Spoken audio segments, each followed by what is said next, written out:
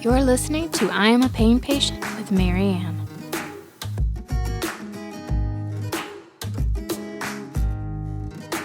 Hello, and welcome to I Am a Pain Patient with Mary Ann. We have been covering the power of vulnerability this week. How are we all doing? Are we surviving? This is just like such a difficult message for everybody. And we've put forth the idea that trust and vulnerability go hand in hand. We've put forth the idea that we can't find true connection without vulnerability. And today, I want to talk about unlocking the language around vulnerability. And this is something that I feel very passionate about. Unlocking the language around your reality. Because without that language, it becomes very difficult to communicate those intricate internal processes that we all go through. And this is very important when you're suffering with a chronic pain or with a chronic illness. You are the only one experiencing everything that is going on in your body. You are the only one who can reach out to others and try to communicate what that feels like, what your reality is. And so equipping yourself with language that supports your dignity in how you suffer is so important. I'm going to share a quote from the book Daring Greatly, which is what we've been using as our resource this week, which was written by Brene Brown. Quote, "Our fight or flight strategies are effective for survival, not for reasoning or connection." End quote. And when we're talking about pain science, when we're talking about life with a chronic illness, with chronic pain, we are addressing a flared up nervous system that is flooding our bodies with cortisol, which is a stress hormone. And this sends us into fight or flight mode. And fight or flight mode is the most advanced protective system of our body. So in this quote, Brene talks about fight or flight being effective in our survival. We absolutely need the fight or flight response. We absolutely need it. We absolutely need pain. We need it. We absolutely need to feel the symptoms that go along with a life inundated with cortisol. We need to feel these things because if we don't have anything telling us that something's wrong, we're not going to make any changes. We're not going to do anything about it.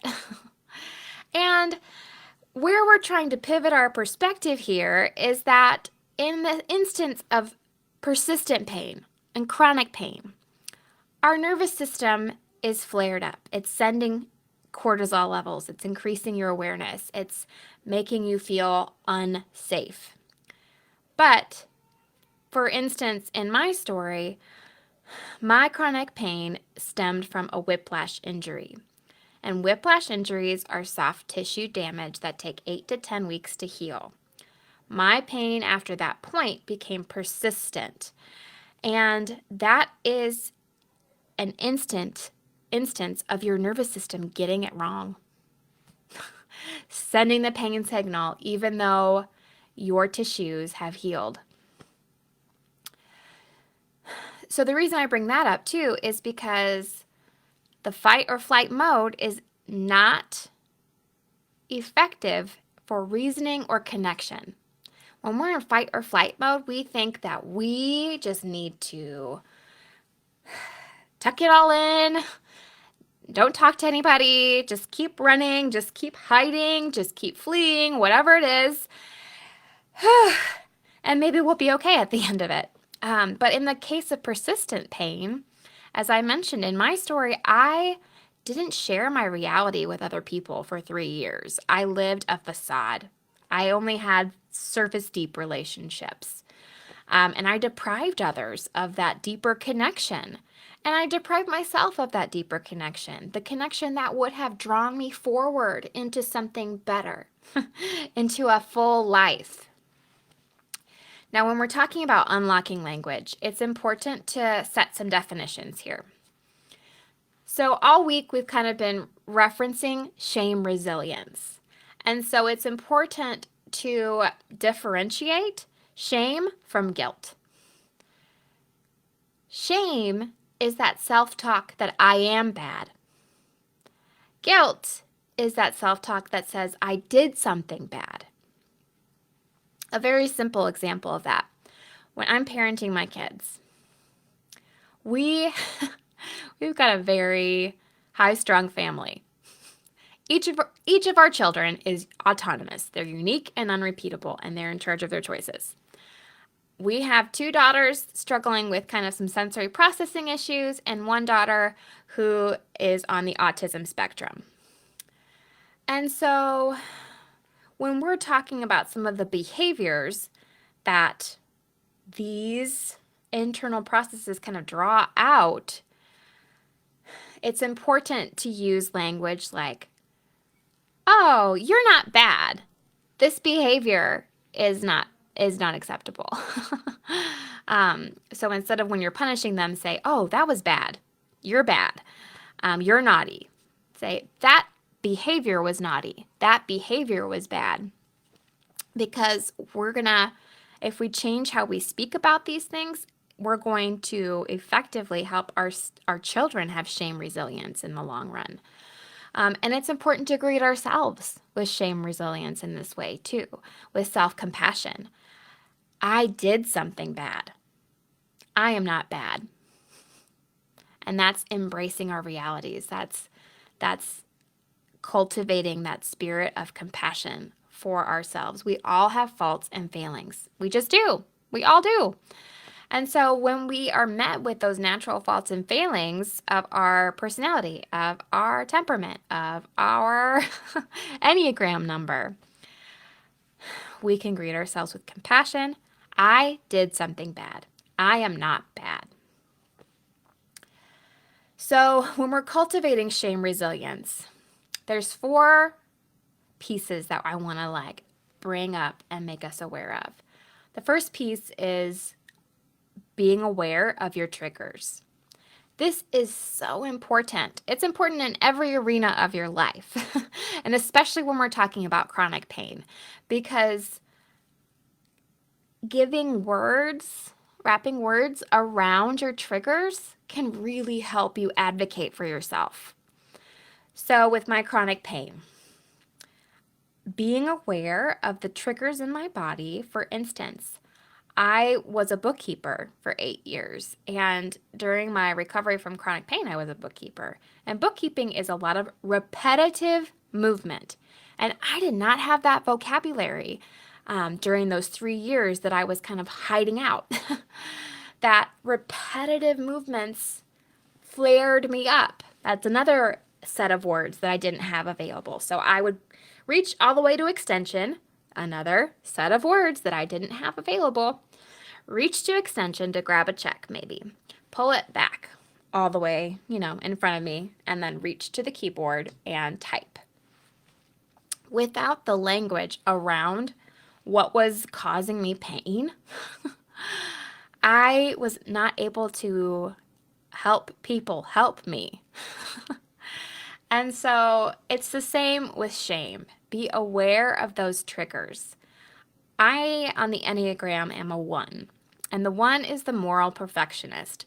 And the moral perfectionist has a lot of strengths, but we also have a very active internal critic. And again, this is very new language for me to have a word to wrap around what's going on in my head. I really struggle with my internal critic. My internal critic is the one telling me I am bad. I am a failure. I am not worthy. I am not enough. But no, my reality is that I am enough. I am not bad. I do bad things sometimes, but I am not bad.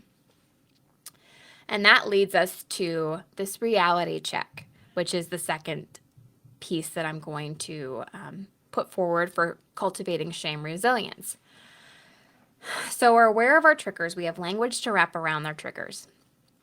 Now, when we're aware that we're being triggered by something, let's step into that and do a reality check. It can be really easy to just be like, I'm triggered. Okay, fight or flight is engaged and I need to go run, hide, or beat up on something. That reality check, having something that grounds you, that reminds you that you are safe, that you have support, that internal critic is wrong, and that in your reality you did something bad. You are not bad. And then once we are aware of our reality, reaching out to others for support is so important. Now, notice this is the third piece on the list. You don't just start by venting it all out to somebody. Start with that internal piece, that self-coaching piece, being aware of my triggers, checking my reality, and then once you have words that you can wrap around it, reaching out to your friends and family for that support, for that true connection that vulnerability brings. And then that fourth piece, again, is wrapping words around shame. Shame hates having words wrapped around it. It wants you to be isolated. It wants you to be alone. It wants you to believe that internal critic in your head saying that you are bad. But the minute that you push it out into the light and you wrap words around it, you deprive it of its power. You deprive it of its power to hold you back, to hold you away from connection, to keep you isolated. And cultivating language around shame, around the pain that you're experiencing, around your flared up nervous system, around your reality, will allow you to step forward boldly towards true connection, towards true healing, and allow you to make progress on this long and difficult journey of recovering from pain, recovering from persistent pain, recovering from an illness, embracing the illness that you carry, if it's fibromyalgia, if it's MS, if it's something that there isn't a cure for. Being equipped to ride the waves of pain as they come, ride the flares, embrace changes to your body and to your lifestyle. Having those words to wrap around those things will allow you to be surrounded by support. And in my story, once I opened up and I shared my reality with those around me, once I found the language to explain why it had been so difficult for me to open up previously, it started me on the road to repair, for one, with my relationships, and it opened me up to abundant support. People were so willing to meet me where I was, to sit with me in my messy middle, and give me the time and space that I needed to navigate through the dark night of pain, of persistent pain, of a flared up nervous system. And that compassion that I was greeted with from others began to sink in, and I began to greet myself with that compassion. And that really is such a life-changing experience. It doesn't happen overnight, but we can boldly step forward into the light and embrace our reality and find the words to help us reach out and find true connection with those who desperately want to support you.